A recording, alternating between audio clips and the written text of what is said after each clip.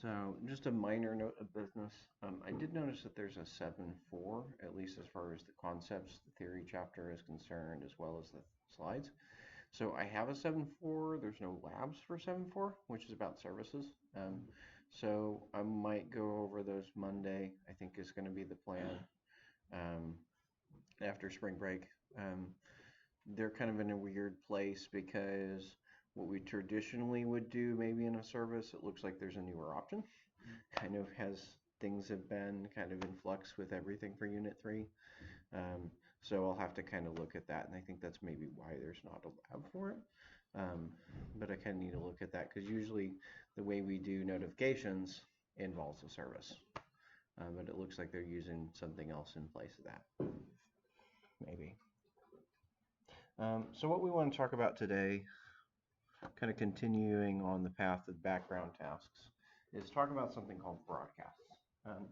And broadcasts are kind of a way to do primarily inter-process communication, to communicate with things that are outside of your app or get events from things that are outside of your app, right? So we use listeners anytime we want to hear if something happens with view, anytime something happens with the layout, the kind of the controls that the user is interacting with, the UI. But we use broadcasts to listen for events in the operating system, is basically what they're for. So we use what's called system broadcasts primarily for that. There's another thing that we'll talk in here that is something called a custom broadcast. Custom broadcast is actually something you send. And it's used to send events from or information data from one app to another. I'd say the system broadcast is used a lot more than, say, just the inter-app broadcasts. I don't see that happening all that often, just because your apps are usually maybe a little bit isolated, don't necessarily always talk to other apps or tell them that things are going on, but you may need to tell one part of your code that something else is happening. So you may do this within your own code. So let's talk about broadcast. So in general, a broadcast is anything that's sent either from the Android system or another app, right? It tells you that when something of interest occurs. It's an event, basically. When we send that broadcast, it always includes an intent.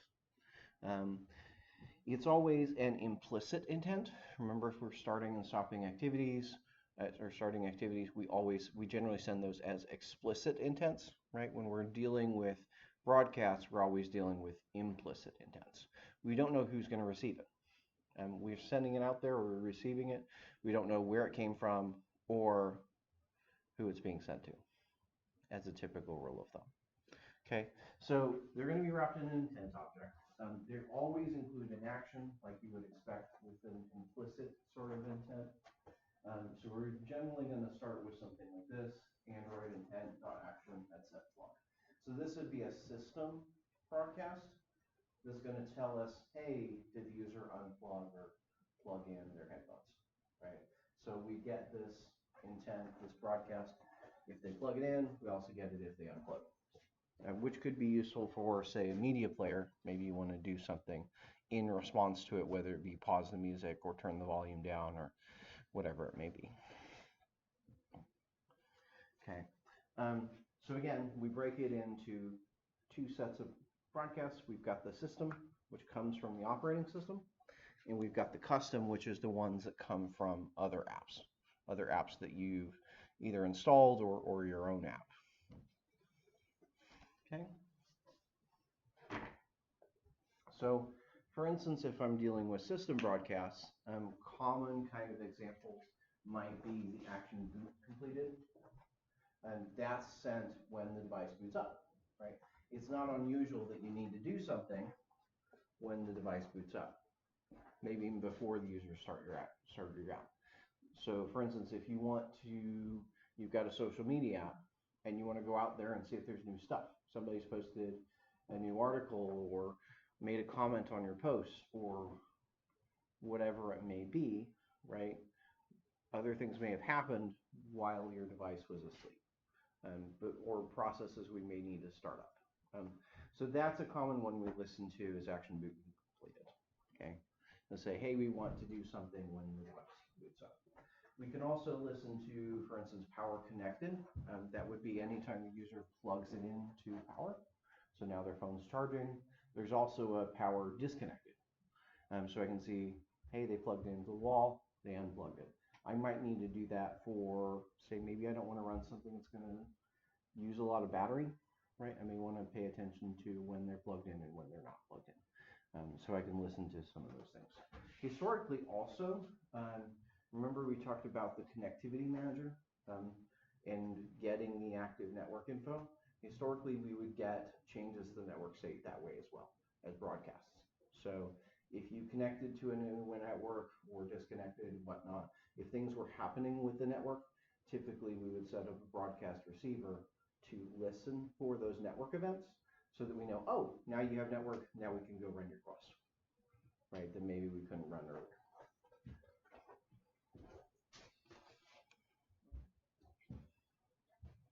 So custom broadcasts, on the other hand, anything you're sending out from one app to another app, typically, or even potentially within your own app.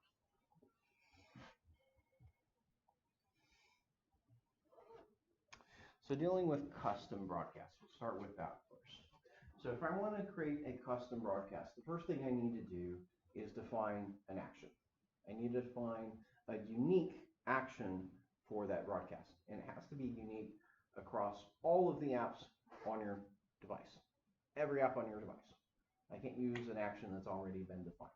So because of that, anytime you define an action, you actually do have to include the namespace for your app at the beginning. Okay. If I just said action do thing, well, somebody else could have that action do thing, and that would be a problem. And that would mean, hey, my app and your app don't work together. Does that make sense? Because you potentially can receive the, say, send it in one app, receive it in another. So you have to be very careful about that. So you're going to start that, if you're creating your own custom actions, you want to make sure you start with that AWD ranking, your student name, your app name. That needs to be prefixed at the beginning. Okay. Let's say you left off these two parts. Let's say you just said AWD ranking. Okay, I'm going to try to test all your stuff on my device.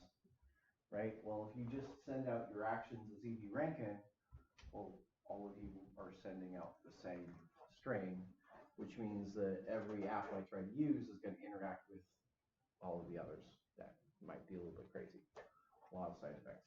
So make sure you start there.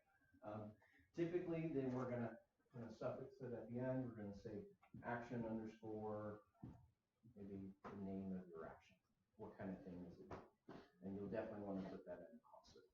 Now, where you put that constant is a little bit subjective. Some people put it in their broadcast receiver. Some people put it in their activity.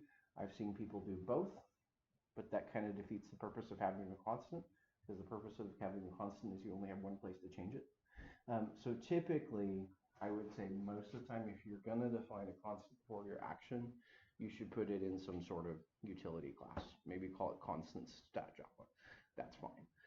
But you typically don't want to litter these around your code in your activities and your receivers, because you'll find that A, they're hard to find, and B, you'll end up with more than one copy of them because you can't find any in the first place.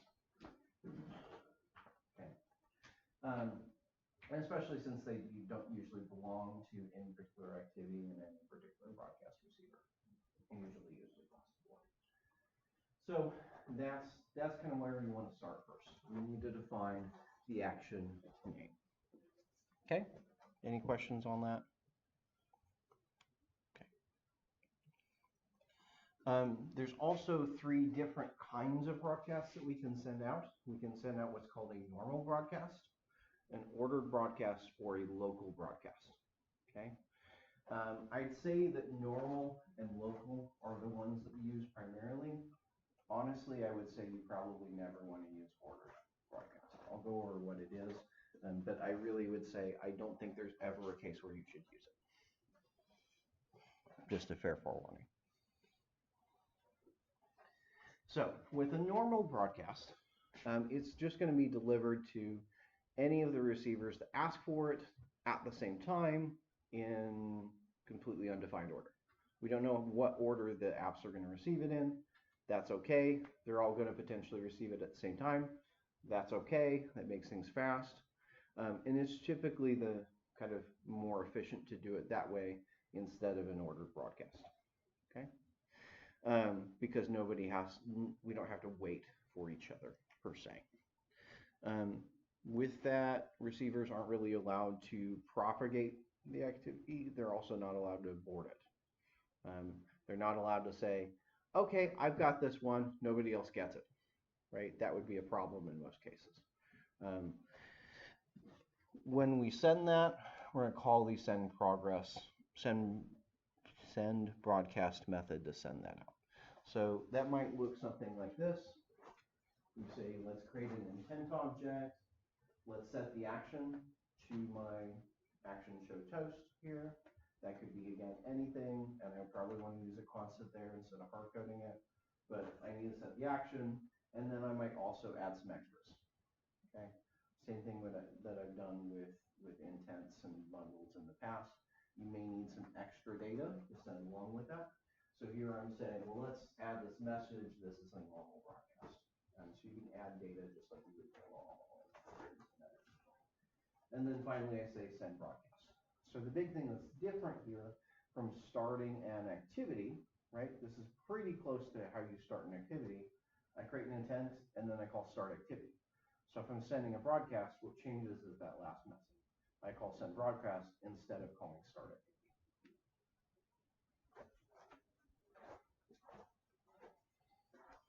But again, like I was saying previously, these are all implicit intents, right? We're not saying this goes to the activity class or this goes to this specific receiver. It just says we'll send it to anybody that's listening. And that's the other difference with, say, starting an activity with an implicit intent, right? If I start it with an implicit intent, in the end, only one activity gets it. I might get a pop-up to ask the user to say, do you want to use A, B, C, or D? But in the end, it's only going to start one thing, right? But a broadcast sends it to everybody that's listening, not just the one that user decides to use.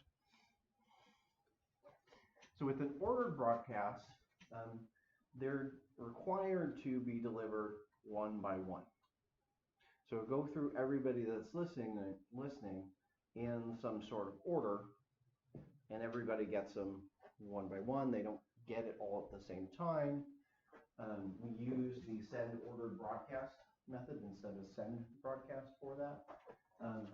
The thing about that, though, is they can choose to propagate it, they can choose to abort it, right? So if I send an ordered broadcast out, okay, again, all the apps that are listening for it are going to kind of get it in a one by one, but each of them can decide, okay, I'm done. I'm going to take this is my broadcast, nobody else gets it. Right, that can easily be a problem, right? If one malicious app on your device says, I want to be first, right? My priority is 1 billion, so I'm gonna be first, and then it immediately aborts that. Well, then nobody else gets that broadcast, right? So that's the problem. So it sends it to all of them either way, but only one can accept it? No. So a normal broadcast goes to everybody. Okay. An ordered broadcast goes to each one in turn. If one of them says that I'm going to abort this broadcast, nobody else gets it. Does that make sense? So I say, give it to A, B, C, D. If B says, I'm going to abort this broadcast, then C and D don't even know that it happened. Okay. Which could cause a problem, right? So let's say that you're sending out a notification that your device connected to the network. Okay, and one malicious one malicious app in there says, okay, I've got it. Don't tell anybody about the network change. That's a problem, right? So I would generally say this is a bad thing. I don't know any cases where you want to do this. It's always better to do a normal broadcast. Okay.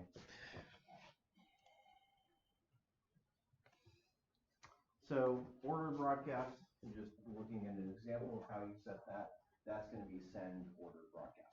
That's the only difference between an ordered and a normal. As far as your code is concerned, you say send ordered, you send broadcast. Just say send broadcast. Okay. Another option that you can use is something called a local broadcast. So a normal broadcast is out there and wide open for any app to get a hold of. Same thing with ordered broadcast. A local broadcast is only for your specific app. So a local broadcast doesn't go out to the wild world. It's not available to anybody except your app. Okay, it's the only way to communicate with yourself. So it does reduce a lot of security issues. You don't have to worry about, well, what happens if somebody else sends me, what if some other app sends me a broadcast that they shouldn't be able to send me, or what if they receive something that they shouldn't be able to send, yada, yada. Or what if my sending out a broadcast causes a performance issue with somebody else, or they cause a performance issue with me, because all of those things can happen. So it makes things a lot simpler if that's all you need. If all you need is to communicate with yourself, then definitely use a local broadcast instead of just a regular phone broadcast. So the way we do that, you'll see it's still send broadcast at the end, but instead of calling it on the context, which is or the activity, which is what we normally do, we're going to call this on this local broadcast manager. So we're going to say local broadcast manager.get instance passive to context object. That's the part that makes it local, is you can the local broadcast manager class. Other than that, it's the same as a regular broadcast, basically. Questions? Again, the whole point of that is just so you're not leaking the broadcast to other apps. In some cases, maybe that's what you want. Maybe you're trying to send out a broadcast that other apps can receive, which then you still need to use the regular normal broadcast. But if you're just communicating with yourself, then this is good enough. Okay. So example of how we write that out, basically the same thing as, oh, that should be, this is the wrong slide. All right, this is not fully updated. So that should be send broadcast.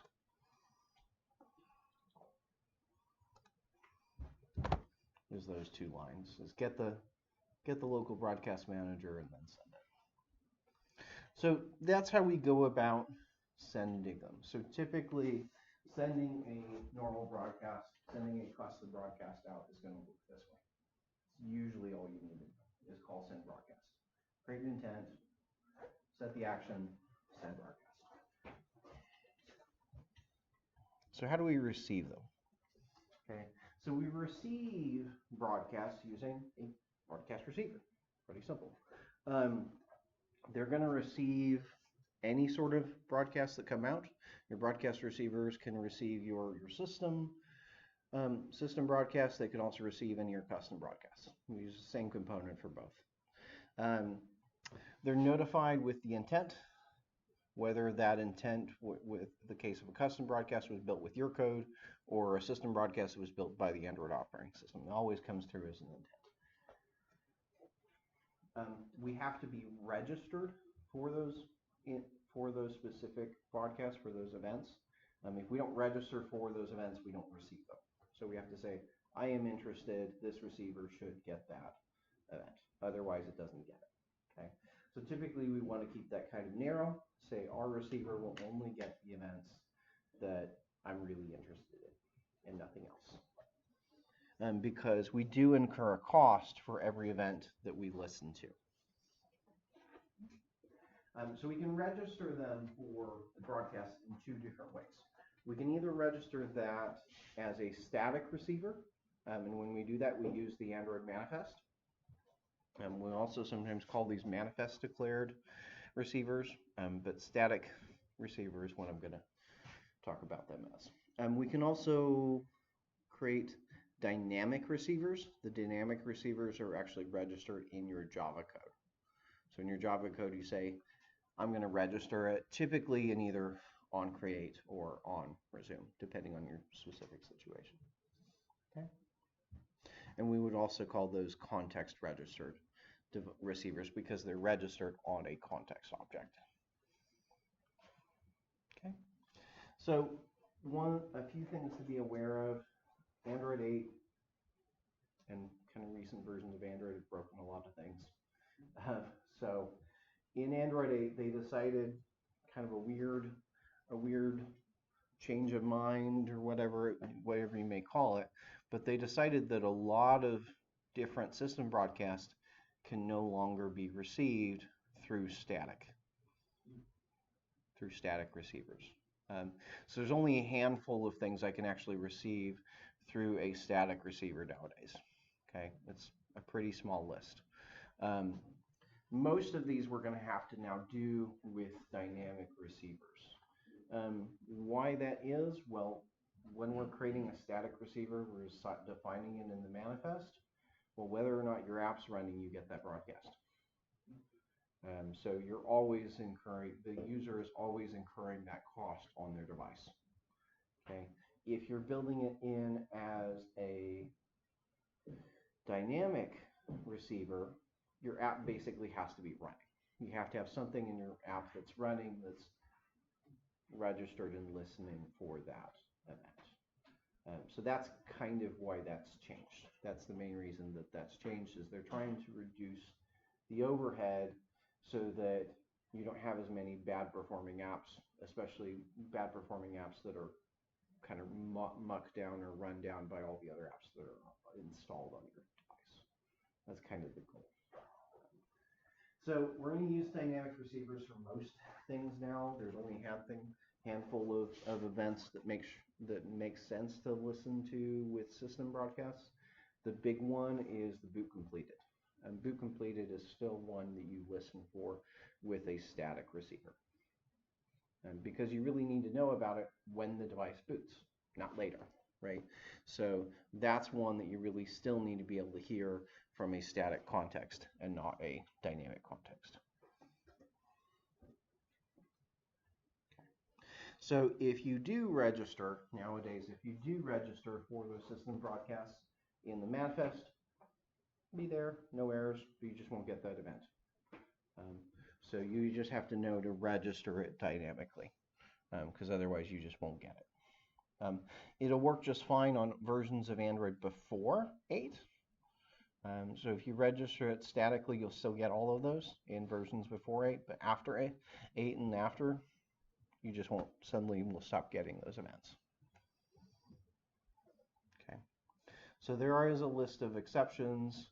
There is an article that I've linked and put on perusal that kind of talks about this. What are those changes? What is the issue? So I'd recommend reading further into that. So let's talk about how we implement the broadcast receivers. Okay. So in order to create a broadcast receiver, I first need to create a subclass of the broadcast receiver class. Okay, so kind of like you create a subclass of activity, makes new activity, you create a subclass of broadcast receiver to make a new receiver. The one broadcast receiver is pretty simple. It only needs one method. It's the onReceive method. That's the entire class. It's just the onReceive method. So the onReceive method is what we get when that broadcast is fired. Okay, it will have two inputs. It'll take a context. It'll take an intent. That's it. We'll look at that in a minute. To register the receiver, again, you either need to do that in the manifest, or we're going to do dynamically calling register receiver on a context object. Okay, so that's typically our activity is what we're going to use as the context there, but not always. Okay, it might be the application context in some cases, but for what we're doing right now, it's just strictly going to be the activity context. Which also means that typically, if I'm registering with an activity, well, what that means is we'll start listening when that activity starts up. We'll listen for it and on create. Once the activity is destroyed, we're no longer listening. So that usually means this is kind of a temporary point in time where we're listing and not listing.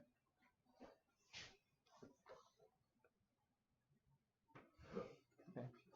When we register receiver, whether we're doing it dynamically or whether we're doing it statically, we always have to supply an intent filter. So that intent filter says, what kinds of actions are you actually interested in hearing? Okay.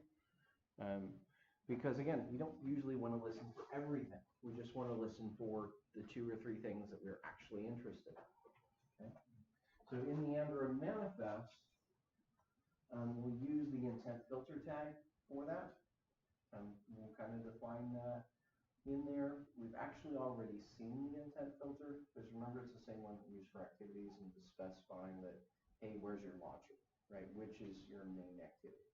So we've actually seen an intent filter, but we'll go back and review it. If we're doing it in Java code, we use the intent filter object.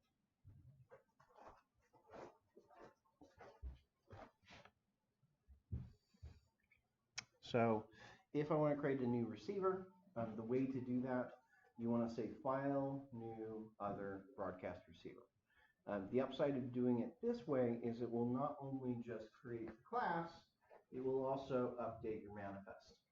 If you just say new class, well, okay, you'll have a blank new class, but you'll still have to go update the manifest yourself, because just like Android has to know about all the activities in your application, all your activities have to be, kind of documented in your manifest. All of your receivers also need to be documented in your manifest, typically, whether they be static or dynamic, potentially. Okay, so we've got the custom receiver class here. You can see it extends broadcast receiver. That's our base class. You can see it's got the onReceive method, basic context, and then in here is where I put all the fun stuff. It's where I do something with that. Okay. So one example for maybe how to implement a simple version of that onReceive. Let's say we've got this special custom action we created. We call it action show toast. So we're going to say anytime we get that custom in broadcast, we're going to show a toast message. So I'm going to say, okay, well, my text is broadcast received. I could also pull that maybe from extra in the intent if I wanted to as well, but I'm just going to say, show that toast. So anytime my code sends out that broadcast, great, I'm going to show a toast. That's a good place to start, just because, hey, you want to even know that it's happening, right? So a toast is a good way to get some indication that a change is actually occurred. Now, we did mention snack bars at some point. Snack bars you can't start from a broadcast receiver because they need a view. You need to say, attach the snack bar to somewhere in the activity. And you can't do that in the receiver. You can do a toast, you can't do a snack bar.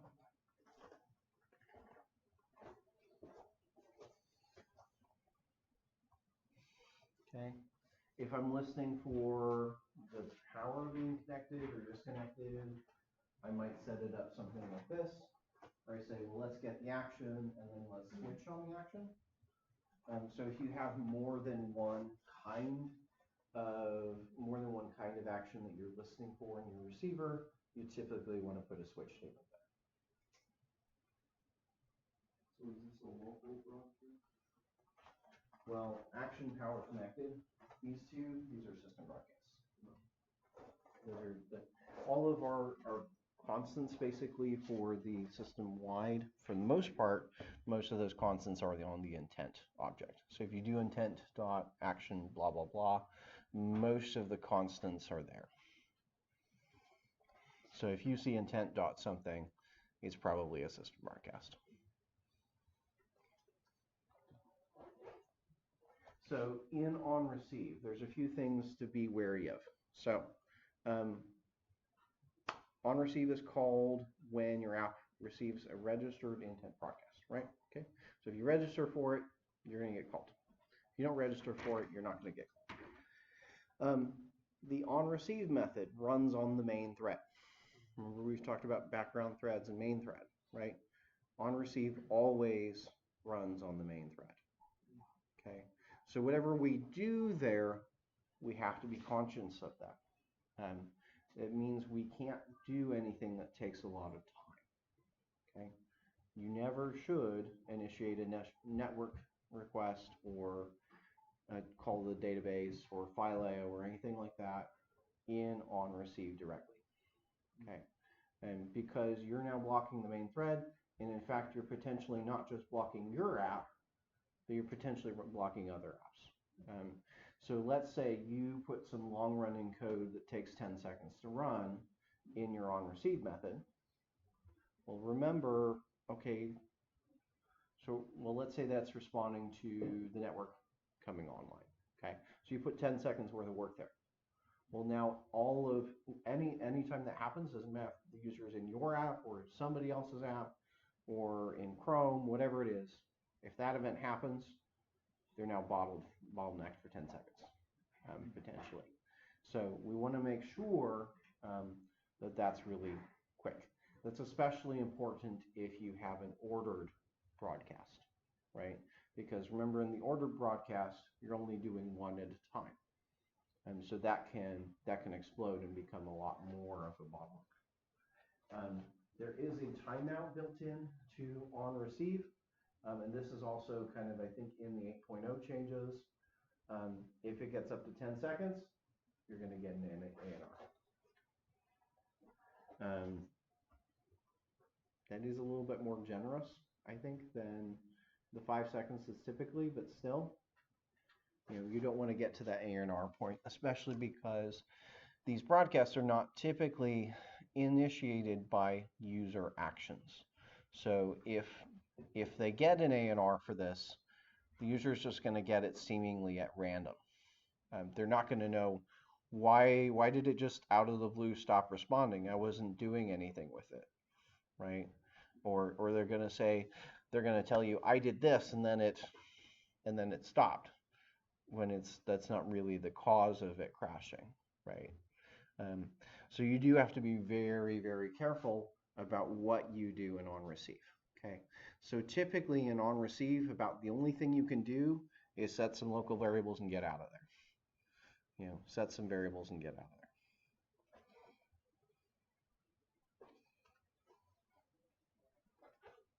there. Important note, I kind of went over this already.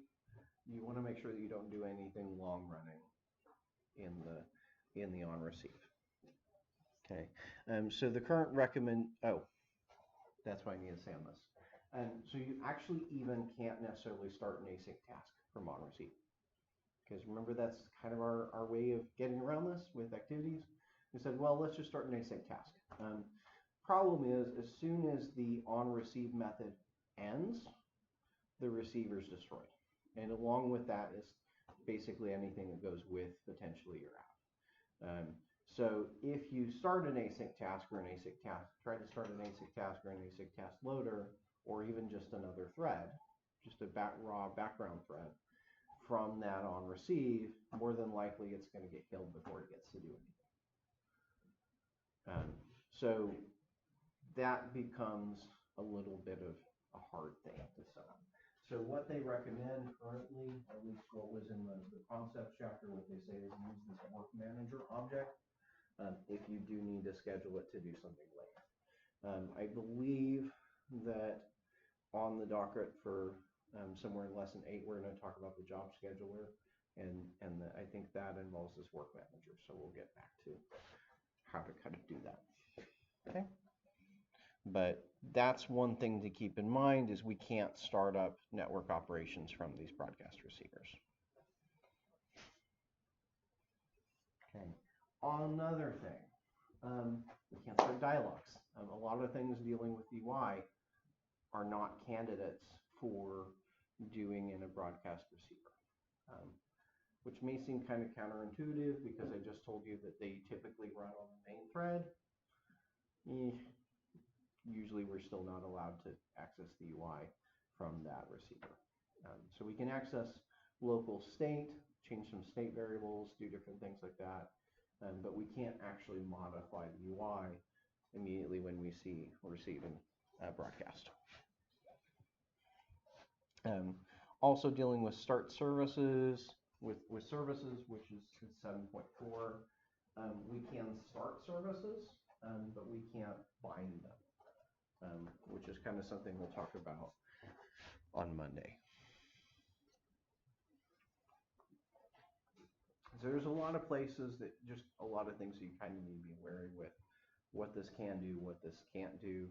The biggest thing to be cautious of is make sure whatever you're doing in on receive is fast. Okay, it's got to be really fast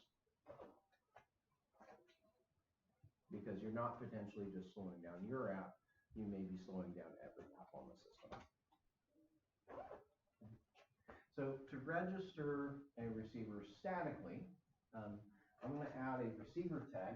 I'm going to add that inside of the application tag, same way that we add our activities. We declare them inside of the application tag. I'm going to create a receiver tag.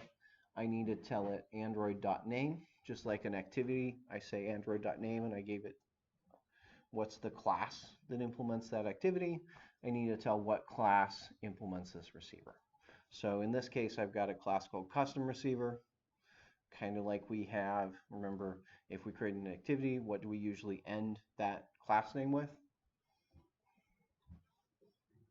We usually end that class name with activity, right? So it's going to be main activity, login activity, home activity, do thing activity, really cool activity. But it's always going to end up with activity. Same thing with receiver. Anytime you're creating a receiver, you should always end it with the word receiver. That way you know what kind of thing it is. Okay. Next two properties, enabled, true. That's always going to be true. If you're defining a static receiver, it should be true. You want to turn it on, otherwise there's no point in you creating. Exported is kind of a security thing. So exported says, can other apps know about that broadcast receiver? Can they potentially interact with it? So the kind of recommendation is, if it's only internal, you should probably make it false. But if you're getting broadcasts from elsewhere, then it should be true. The reality is, I think usually if you're defining a static receiver, you're probably going to be true. Because if you're defining a static receiver, you're typically getting system-wide broadcasts. So they need to be able to call it. If you want it to be more private, then you should probably be using a local broadcast instead of statically defining it. So in here, I'm going to add in the intent filter tag. I'm going to say, okay, I only want intents that have this action, the boot completed action. If I want to say also listen for like power connected, I also put that in here as another action tag. So every action that I'm interested in, I just list all of those here in that intent filter. So that could be custom actions, that could be system actions. Any of those things can be referenced here. Okay. If I want to register a receiver dynamically, I'm going to do it this way. So I'm going to create first the intent filter object. Constructor doesn't take any arguments. And then I'm going to add actions to it. So I'm going to say filter.addAction, add power connected, add action, power disconnected. So I'm saying that I'm interested in listening to both of those events. Now, one thing you will probably want to note there, it's add action. Right? For an intent filter, it's add action. If I'm creating an intent, what method do I need to call this to change the action? I call set action, right? So on an intent, I call set action because an intent can only have one action. But on an intent filter, I call add action because an intent filter can be listening for more than one action. Okay, does that make sense? So you have set action or you have add action, depending on what you're looking for. Okay, so we create the intent filter, and then we can start receiving events. So I'm going to say register receiver, give it my receiver object, give it the filter. Once I decide I no longer want to receive events, no longer want to see broadcasts, I'm going to say unregister and give it my receiver object. Now, it is important. It's actually really, really important. You'll notice that I've written this as M receiver. What does that mean? Typically, it means it's a member variable. So you should always store your receivers in member variables. You should never keep them as local variables. And because if you keep it as a local variable, I won't be able to unregister it. Okay. If I just say, create a new receiver object here, okay, I can register it, but I can never unregister it, which means that it's basically going to be around for forever listening for things. Okay.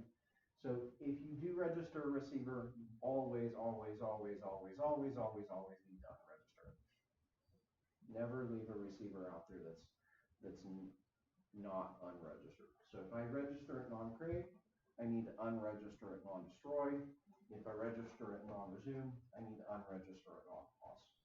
So for the most case, we're going to do on-create and on-destroy. If it's something that we only want to do while the user's on our particular app or using our app, that's where I would do on-resume and on-pause. So with register statically and XML, you can have automatically? So it actually never unregisters. If it's static, it will register basically when the device boots up and never unregister. Effectively, that's what happens with statically register, which is part of why they've decided to say all these things you can't register for statically.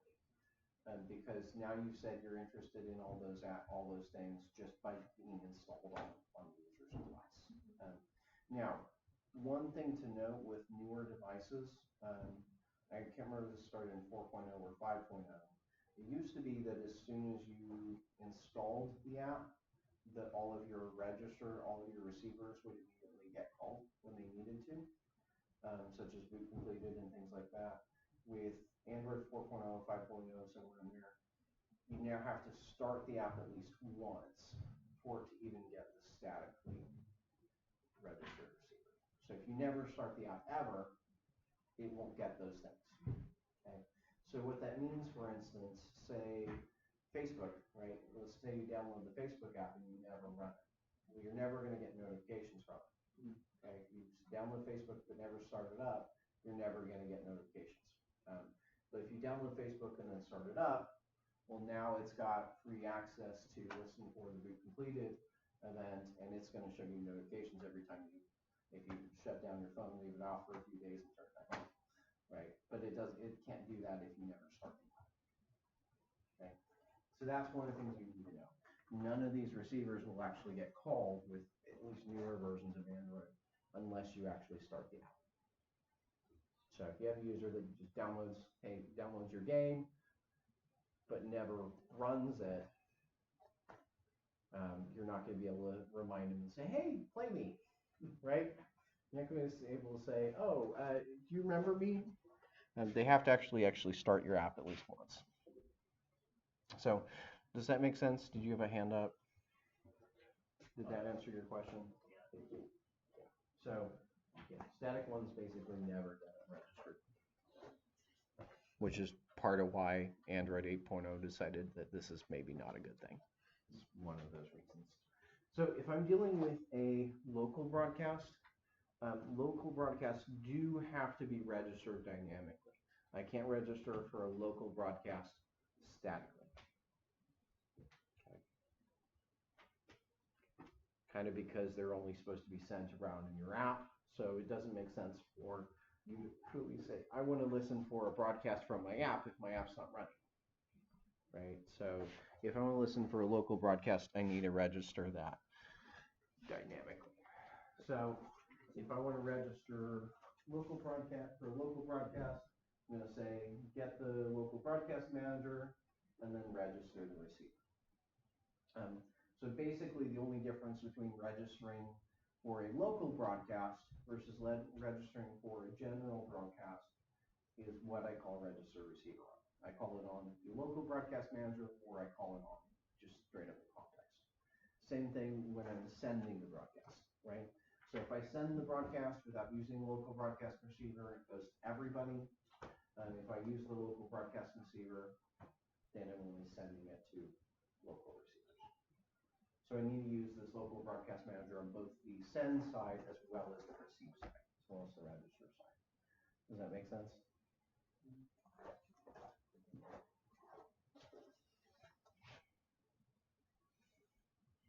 Okay. Unregistering, basically same thing. You just call unregister receiver on the local broadcast manager instead of the context.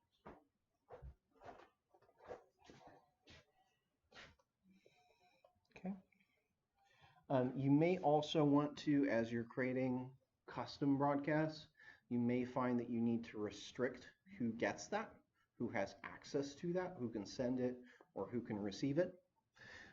This is really, really strongly recommended because there's a lot of ways for your broadcasts to become a major security problem. Okay? Because now, first of all, you've opened your receiver up to the world, right? If you're creating a custom broadcast, now any app on the device can potentially, just by default, they have the ability to send that broadcast to your app and tell you that something happened, right? Well, you may not want that. You probably don't want that. Or any broadcast that you send out is not just going to your app, but it's going to all the apps on the system, right? That can be a problem because it only takes one malicious app to decide, oh, I'm going to steal that data and I'm just going to send it off to some server somewhere, right? And now they've lost their data. So you have to be careful with it, right? This is something where you're putting it out for anything on the Android device to see or to send.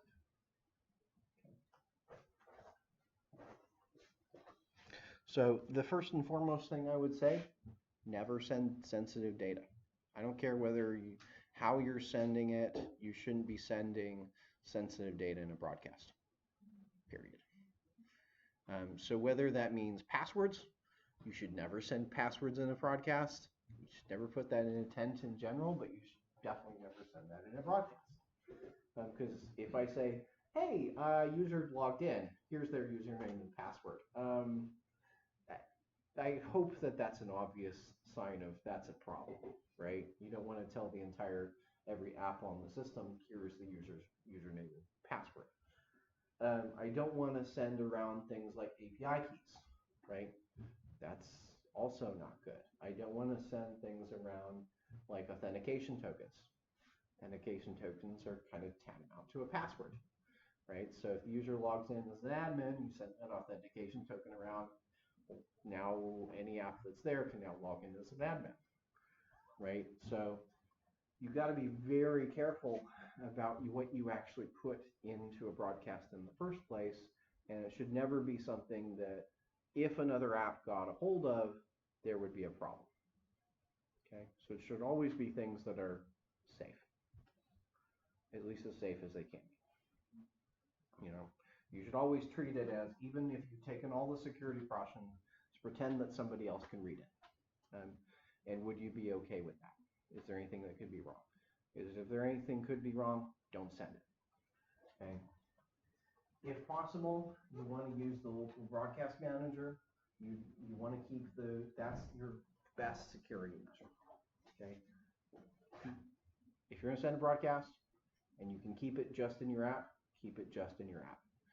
That means that, first of all, that reduces a lot of the security surface that you have to deal with because other apps can't, in theory, see that broadcast, assuming all the security mechanisms are working.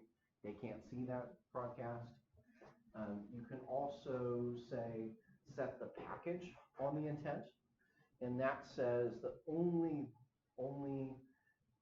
apps with this package name can receive the intent. So that's basically a way to say from one app to another, here's the intent, nobody else can look at it. So if we talk about, for instance, Facebook Messenger, they're two really closely tied apps. It may make sense for Facebook to say, hey, I want to send a message to the Facebook Messenger app, I don't want anybody else to see it. Well, they might use the set package then. Does that make sense? And vice versa. If you're going from Facebook Messenger back to Facebook, they might say, well, set it to the Facebook package name, and that way only the Facebook app can see it. Okay. So this is, use that if you're only working with your own app. But if you do need to go to one very specific app, then set package is one way to handle that. The other upside of using local broadcasts, it means that as far as performance is concerned, because nobody else can see it, you're the only one. The performance is only constrained to your app. Doesn't matter what other apps are in there, what they're doing. If it's a local broadcast, then your performance is only affected by you. Okay. We can also enforce permissions for the sending side as well as the receiving side of our custom broadcasts. Okay, and if you're opening this up to the world and not saying, okay, it's only my app or it's only one specific app, then this is definitely something you want to do as a general rule of thumb. Because what will happen with this, if you make it a permission, then it's something that the user has to acknowledge when they're installing that app. They have to acknowledge that, okay, I give you permission to do this. Okay. And so on the sending side, when I send broadcast, if I just call the basic version, that doesn't require any sort of broadcast. There's an overload with send broadcast where you can specify what permission the user has to have. Okay. So if I specify that in the send progress call, then the other app who wants to receive it has to have a uses permission tag in their manifest with that same type, right? So if it's, hey, I want to send out, there's new articles or there's new contacts on my friends list, and maybe some other apps want to listen for new contacts on your friends list, well, they have to have that permission specifically to see that in their manifest. Okay, on the receiving side, we're going to register it dynamically. When we register it dynamically, then we also have to specify what permissions does it have, or what permissions are kind of required or used. If we're registering it statically, then we're going to put it into the receiver tag. So we're going to say Android permission is equal to this. So what that means is really a receiver can only have one permission. So if you need, say, here I need permission to listen for broadcasts from Facebook, and I need permission to listen for broadcasts from Google, from YouTube, or Drive, I may need 3 different receivers to deal with that, or 3 different receiver tags at least to declare that. So best practices when you're working with receivers, make sure that the namespace for that intent is unique, for the intent action. It's got to be unique, okay? So that means, typically what that means, just make sure you prefix the action with your package name, okay? You also need to make sure that you own that action. So what does that mean? Well, if you're going to send an intent, your app that's sending that intent might need to have that same namespace, right? You want to make sure that you get, if you're receiving sending, you probably want to make sure that you get that on the Play Store and get that name, get that package name reserved so somebody can't beat you to the punch and take that package name. Because as far as the Play Store is concerned, only one app can have a particular package name.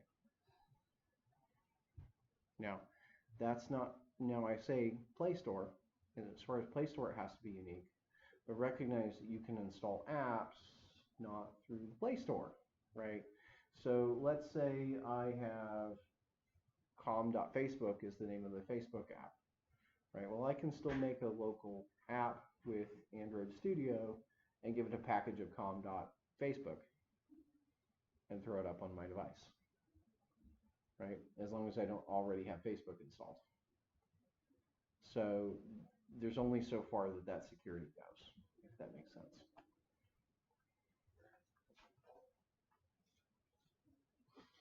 Keep in mind that all of your broadcasts, any of the custom broadcasts that you send out, can be read by anybody, can be read by any other app on the system. So make sure you use the permissions to limit that. Generally use your dynamic receivers over static.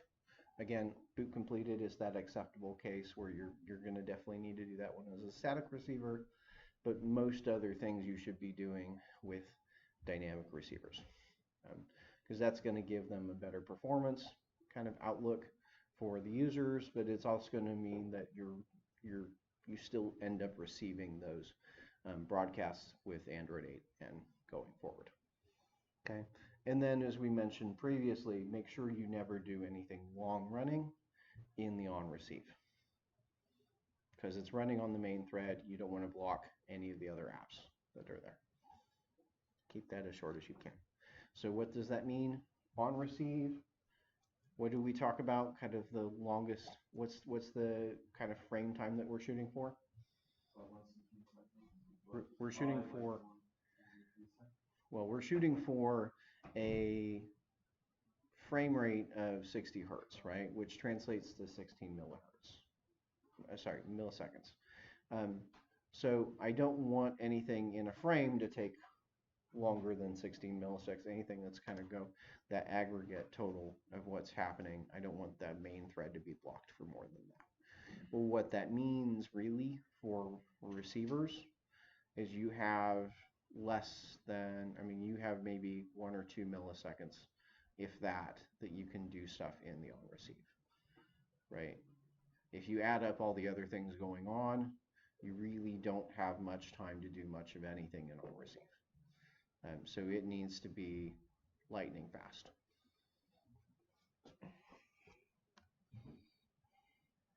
Okay, so like one of the things that means, for instance, don't do things with the UI, especially don't do like even just doing find view by ID. That's too slow for an on receive. So you shouldn't see things like that in your on receive. Okay, that's the end of what I have here. You have your labs for 7.3. Yeah. Let's go ahead and do that. Come back at 1:50.